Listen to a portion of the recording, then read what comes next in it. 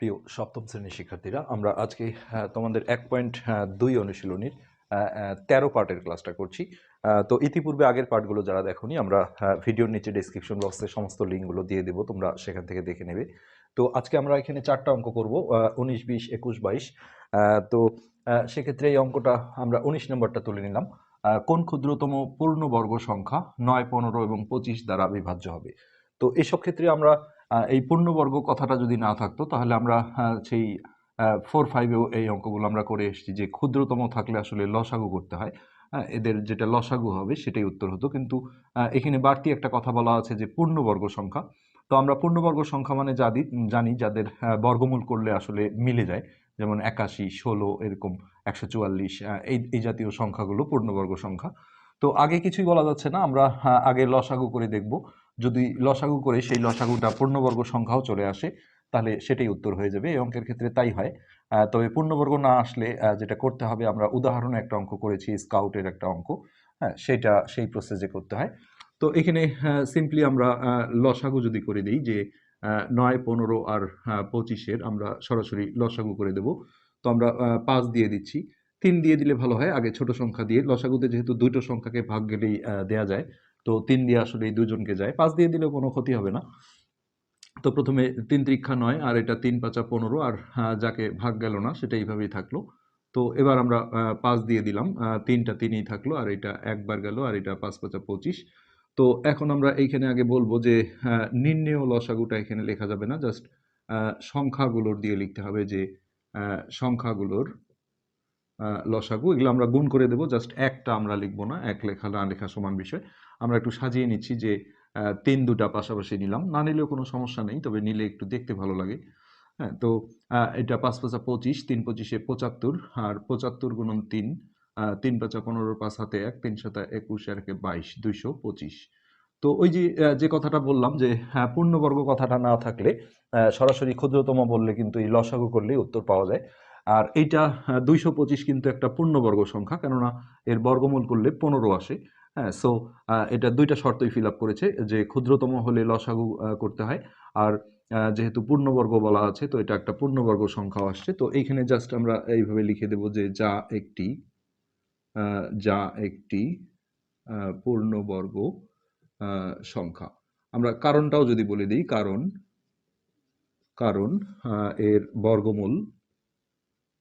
এর বর্গমূল হচ্ছে 15। কোন একটা সংখ্যার যদি একটা স্বাভাবিক সংখ্যা আসলে বর্গমূলটা যদি বের হয়ে আসে, হ্যাঁ, তাহলে সেটাকে পূর্ণবর্গ সংখ্যা বলা যায়। তো এইখানে এখন আমরা ফিনিশিং দেব, অতএব নির্ণেয় ক্ষুদ্রতম পূর্ণবর্গ সংখ্যা, ক্ষুদ্রতম পূর্ণবর্গ সংখ্যা হচ্ছে, উত্তর কিন্তু এটাই হবে, 15 না, 225। তো সিম্পলি এটাই আমাদের এই কোশ্চেনের অ্যান্সার। তো এগুলো আসলে এমসিকিউ এ আসে, বড় অঙ্কে খুব একটা আসে না। তো নেক্সট আমরা হচ্ছে 20 নম্বর অঙ্কটা তুলে নিচ্ছি। তো এবার আমরা 20 নম্বর অঙ্কটা তুলে নিলাম। এটা ঠিক হচ্ছে যে 17 নম্বর যে অঙ্কটা আমরা আগের পার্টে করেছিলাম সেই অঙ্কটার মতো। একটি ধান ক্ষেতে ধান কাটতে কিছু শ্রমিক নেওয়া হলো। প্রত্যেক শ্রমিকের দৈনিক মজুরি তাদের সংখ্যার 10 গুণ। তো এই শ্রমিক সংখ্যাটাই আসলে চাওয়া হয়, আর এটা মোট মজুরিটা দেয়া আছে 6,250 টাকা হলে শ্রমিক সংখ্যা কত? তো এটা সিম্পলি এটাকে ক ধরে করতে হয়। সেই শ্রমিক সংখ্যাটাকে আমরা মনে করি শ্রমিক সংখ্যা কজন। তো আমরা 17 নম্বরটা করতে গিয়েও বলেছিলাম যে এই অঙ্কটার এই দ্বিতীয় লাইনটা সবচেয়ে ইম্পর্টেন্ট বিষয়। এই লাইনটা ভালো লিখতে না পারলে কিন্তু অঙ্কটা করতে পারবে না। এই প্রত্যেক মানে আমরা জানি এক, হ্যাঁ, সেইখান থেকে এই দ্বিতীয় লাইনটা শুরু হবে, অর্থাৎ এইভাবে লিখতে হবে যে একজন শ্রমিকের দৈনিক মজুরি। তো এই যে বলা আছে তাদের সংখ্যার 10 গুণ, তাহলে শ্রমিক সংখ্যা যদি কজন হয় তার 10 গুণ হবে কত? 10 ক। হ্যাঁ, 10 ক টাকা। কখনো এটা পয়সা দিয়েও দেওয়া হয়, তখন এটা পয়সা লিখতে হবে। আর এইটা যেহেতু মোট মজুরি, তো আমাকেও কয়ের মাধ্যমে একটা মোট মজুরি তৈরি করে আনতে হবে। তারপরে আমরা প্রশ্ন মতে সেইটা সমান এটা দেব, দিলে একটা সমীকরণ গঠন হয়ে যাবে এবং কয়ের মান বের করলে অ্যান্সার হয়ে যাবে। তো এক্ষেত্রে মোট মজুরি বের করতে গেলে মোট শ্রমিক যেহেতু কজন, তাহলে এখানে কজনের দৈনিক মজুরিটা বের করতে হবে। কজন শ্রমিকের দৈনিক মজুরি, তাহলে এটা গুণ করতে হবে, অর্থাৎ 10 ক গুণন ক, গুণনের সময় যে কোনো একটা আগে লেখা যাবে।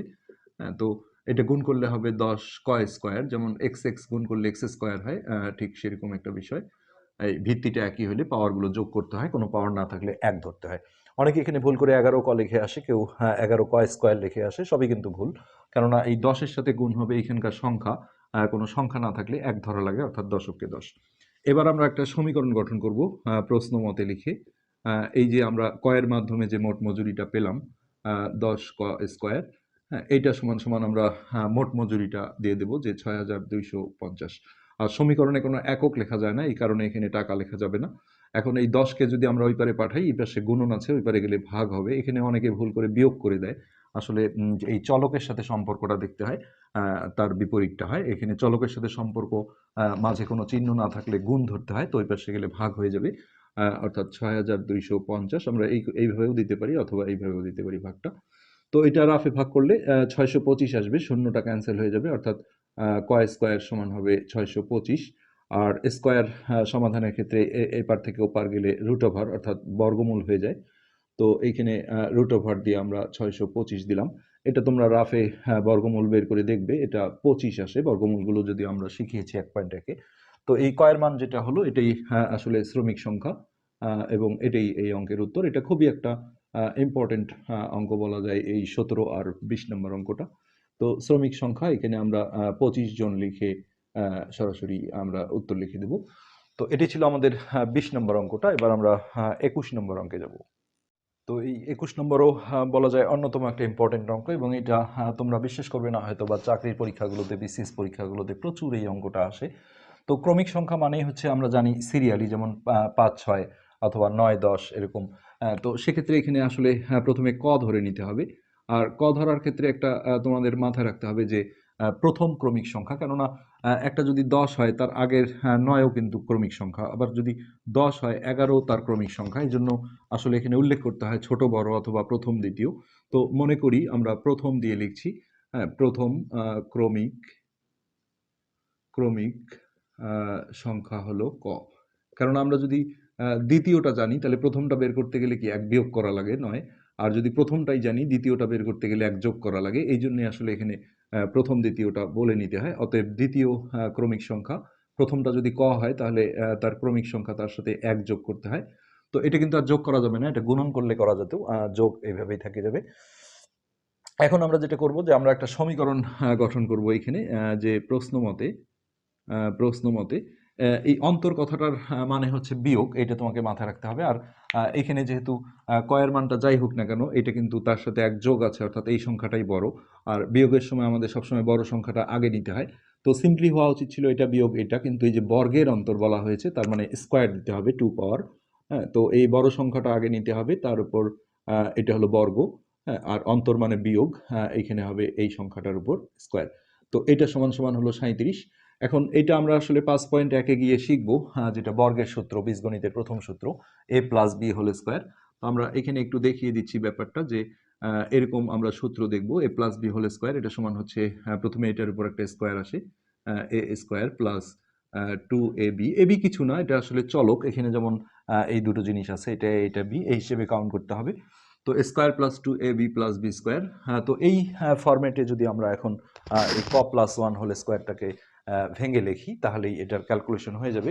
তো এটা যদি এ হয়, এটা বি হয়, তাহলে ওই সূত্র অনুসারে স্কোয়ার প্লাস এই হলো 2, এ বি বলতে এটা এ, আর এটা বি। এখানে আসলে অদৃশ্য একটা গুণন চিহ্ন আছে ভিন্ন ভিন্ন চলকের মধ্যে, প্লাস বি স্কোয়ার মানে হচ্ছে একের উপর স্কোয়ার, আর এই বাইরের ক স্কোয়ারটা এটা থেকে গেল।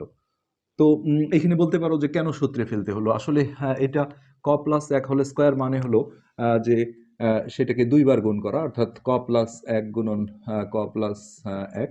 এটা গুণ করলে কিন্তু এই জিনিসটাই আসবে, তোমরা দেখো। এটাও যদি এ প্লাস বি কে আমরা দুইবার গুণ করি, তাহলে এটাই ঘুরে আসে যোগ হয়ে। তো এটা ক ক গুণ করলে ক স্কোয়ার, আর এটা গুণ করলে এক ক, যেহেতু লেখা যায় না শুধু ক, এক দিয়ে কে গুণ করলে এটাও শুধু ক, আর এইটা এককে এক, এই ক ক যোগ হলে কিন্তু 2 ক হয়ে যায়। সো এটার ফলাফল যেটা আসছে সেটা হলো ক স্কোয়ার যোগ এইখানে হলো 2 ক যোগ 1। এই জিনিসটাই কিন্তু এখানে চলে আসছে, এই যে ক স্কোয়ার, আর এটা গুণ করলে 2 অক্ষে 2 ক, আর একের উপর যত পাওয়ারই থাক এটা 1। তো এটা আসলে সূত্রের সাহায্যে করলে সুবিধা হয়। তো এখানে প্লাস ক স্কোয়ার আর মাইনাস ক স্কোয়ার কাটা যায়, আর এটা গুণ করলে 2 অক্ষে 2 ক, আর একের উপর যত পাওয়ারই থাক এটা 1 হয়। তো সিম্পলি এবার আমরা প্লাস একটাকে ওই পাশে যদি মাইনাস করে দিই, তাহলে হচ্ছে 2 ক সমান 37 বিয়োগ 1। তারপরে আমরা ওইটা বিয়োগ করে নেব, 2 ক সমান হচ্ছে 36। এখান থেকে আমরা 2টাকে ওই পাশে পাঠালে ভাগ হয়ে যাবে, যেহেতু এখানে গুণন আছে। তো ক সমান হচ্ছে 36 ভাগ 2। তো এখান থেকে আমরা ক এর মানটা 18 পেলাম, 18 দুগুণে 36। আর ক এর মান পাওয়া মানে আমরা প্রথম ক্রমিক সংখ্যাটা পেয়ে গেছি। তো অতএব প্রথম ক্রমিক সংখ্যা প্রথম ক্রমিক সংখ্যা হলো 18, আর দ্বিতীয়টা এখানে জাস্ট ক এর মান বসিয়ে দিলেই হয়ে যাবে, অর্থাৎ এর সাথে 1 যোগ দিলেই হবে। 18 যোগ 1 সমান সমান 19। এই 18 আর 19 এই দুটোই কিন্তু আমাদের এই অঙ্কের উত্তর। তো এবার আমরা 22 নম্বর অঙ্কে যাচ্ছি। এটাও আসলে অনেকটা একই ধাঁচের অঙ্ক। তো এবার আমরা লাস্ট অঙ্কটা তুলে নিলাম, 22 নম্বর অঙ্ক। এমন দুটি ক্ষুদ্রতম ক্রমিক সংখ্যা নির্ণয় করো যাদের বর্গের অন্তর একটি পূর্ণবর্গ সংখ্যা হবে। আগের অঙ্কটায় যেমন বর্গের অন্তর 37 বলে দেওয়া ছিল, আর এখানে সেটা বলা নেই। তো করার সিস্টেমটা একই, এখানেও ক ধরে নিতে হবে ফার্স্টে। মনে করি প্রথম ক্রমিক সংখ্যা প্রথম ক্রমিক সংখ্যা আমরা ক ধরলাম। হ্যাঁ, তাহলে দ্বিতীয় ক্রমিক সংখ্যাটা এর সাথে 1 যোগ করতে হবে, অর্থাৎ ক যোগ 1। তো আগের অঙ্কে এখানে যেমন বর্গের অন্তর 37 দেওয়া ছিল, আমরা প্রশ্নমতে দিয়ে সেটা করেছি। আর এখানে আসলে বর্গের অন্তর দেয়া নাই, যার কারণে এখানে আসলে প্রশ্নমতে না লিখে এই কথাটা লিখতে হবে যে এদের বর্গের অন্তর। তো সিম্পলি ওই কাজগুলো আসলে একই। এটার উপর আমরা স্কোয়ার দেব বর্গ কথাটা বলার কারণে। আর অন্তর মানে যেহেতু বিয়োগ, এইখানে অপর ছোট সংখ্যাটার উপর স্কোয়ার দেব। হ্যাঁ, এখন এটার calculation a plus B whole square, সেই সূত্রে যদি আমরা ফেলি, আমরা যেটা আগের অঙ্কে দেখালাম, এখানে আর বা দিয়ে করা যাবে না, সমান চিহ্ন। অর্থাৎ এই কয়ের উপর একটা স্কোয়ার, স্কোয়ার প্লাস 2ab করলে হবে 2 গুণন ক গুণন 1 যোগ 1 স্কোয়ার, আর এখানে মাইনাস ক স্কোয়ারটা থেকে গেল। তো এটা ক স্কোয়ার, আমরা প্লাস ক স্কোয়ার আর মাইনাস ক স্কোয়ারটা কেটে দিই। আর এখানে 2 অক্ষে 2, অর্থাৎ 2 ক, আর একের উপর যত পাওয়ারই থাক এটা 1।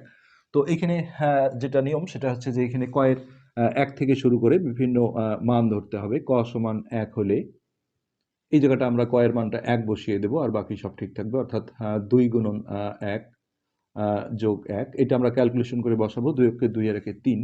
তো এটি কিন্তু বর্গের অন্তর।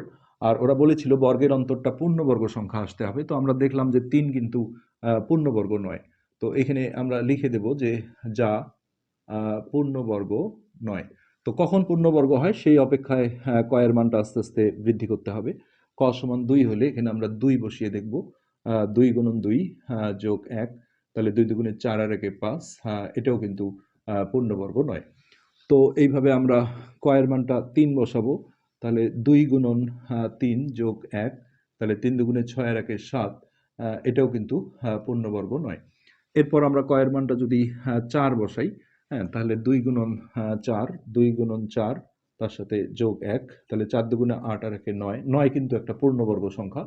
তো আমরা এখানে লিখে দেব যা পূর্ণবর্গ সংখ্যা। তো অনেকেই ভুল করে এখানে যেটা করে আসে যে তাহলে একটা সংখ্যা 9 আর একটা 9 যোগ 1 10, এটা না। কয়ের আসলে এটা তো বর্গের অন্তর। হ্যাঁ, কয়ের যে মানটা বসানোর কারণে বর্গের অন্তরটা পূর্ণবর্গ হলো, সেটাই হবে প্রথম সংখ্যা। তো এখানে আমরা লিখব অতএব প্রথম ক্রমিক ক্রমিক সংখ্যা হবে 4, আর এর পরের তাহলে দ্বিতীয়টা হবে 1 যোগ করতে হবে, অর্থাৎ 4 যোগ 1, তো এটা 5। তো এই সিম্পলি 4 আর 5, এটাই আমাদের এই কোশ্চেনের উত্তর। তো এটি ছিল আমাদের মূলত আজকের পাঠ। আজকে পর্যন্তই, ধন্যবাদ।